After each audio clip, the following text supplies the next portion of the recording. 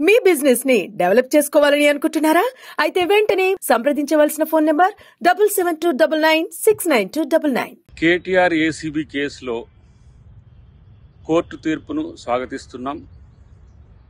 అవినీతి జరిగిన దగ్గర అసలు విచారణే వద్దని చెప్పి కేటీఆర్ కోర్టుకు పోవడం అనేది అప్రజాస్వామికమని కోర్టు చెప్పడం దీనికి ఒక ఉదాహరణ. అన్నిటికంటే ముఖ్యంగా ఏంటంటే, దొంగతనం చేసిన తర్వాత ఆ దొంగతనాన్ని దొంగతనం కాదు అని నిరూపించడానికి శతవిధాల ప్రయత్నం చేస్తున్న పరిస్థితి మనం గమనిస్తున్నాం.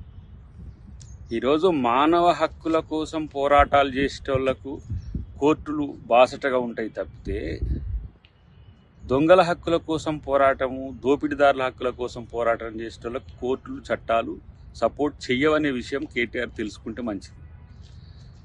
ఇదేదో ఆ అవినీతి చేయకంటే ముందు, ఆ అక్రమం చేయకంటే ముందు ఉండాల్సిందనేది నా వ్యక్తిగత అభిప్రాయం, పార్టీ అభిప్రాయం కూడా.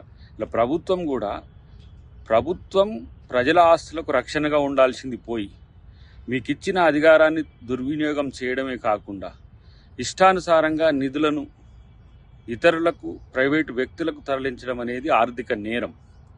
అది ప్రజాప్రతినిధిగా ఉన్నప్పుడు ఇంత సోయిని మర్చిపోయి కేటీఆర్ చేసిన ప్రయత్నానికి ఈరోజు ప్రభుత్వం చర్యలు తీసుకోవడానికి వచ్చింది. దానికి కోర్టుల మద్దతు ఉండడం అనేది కూడా ఇది స్వాగతించాల్సిన అంశం.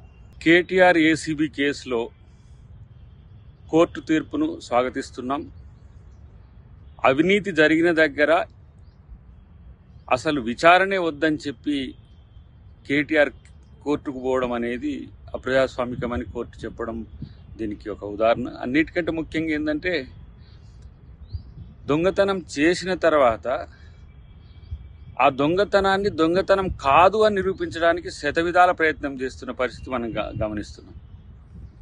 ఈరోజు మానవ హక్కుల కోసం పోరాటాలు చేసేటోళ్లకు కోర్టులు బాసటగా ఉంటాయి తప్పితే, దొంగల హక్కుల కోసం పోరాటము, దోపిడీదారుల హక్కుల కోసం పోరాటం చేసేటోళ్లకు కోర్టులు, చట్టాలు సపోర్ట్ చెయ్యవనే విషయం కేటీఆర్ తెలుసుకుంటే మంచిది.